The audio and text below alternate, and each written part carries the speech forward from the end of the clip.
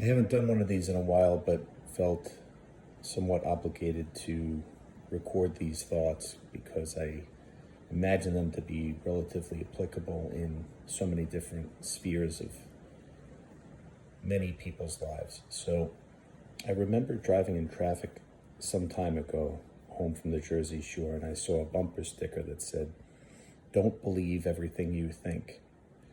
Well, it opened my eyes to this metacognitive awareness of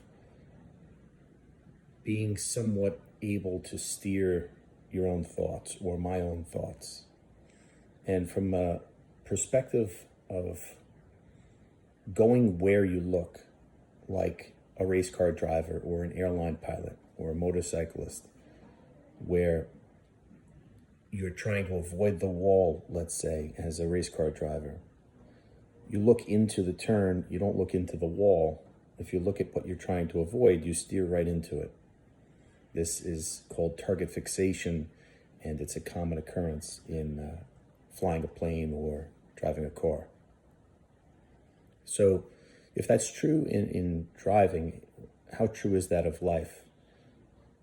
In neuroscience, there's another pretty cool idea that your brain becomes what you focus on. So if you're a musician, the part of your brain that controls fine motor movements will develop to a much higher degree, a much higher level than a person who doesn't play a musical instrument. If you operate a crane and your arms and legs are working in tandem to operate that crane, the parts of your brain that control the muscles that go to your feet and your hands will be far more developed than a person who doesn't. So how does this apply to everyone? Well, it applies in this way. You create the world around you by focusing on that which is important to you.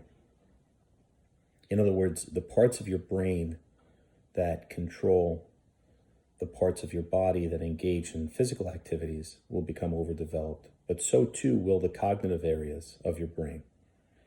If you're focusing on negative thoughts and negative emotions and that which you do not have, maybe that's going to lead those parts of your brain to find more of those kinds of things in your world. Your brain is a representation not of the world, quote unquote, the world, but it's a representation of your world, the world that you helped to create. So I hope this makes sense. It's one of these ideas that I try to meditate on frequently, and I think makes the day-to-day much more interesting. What's capturing your attention? Where are you focusing your energy? And is it worth it? Is it worth the real estate in your brain? Is it worth your time to continue focusing on those things?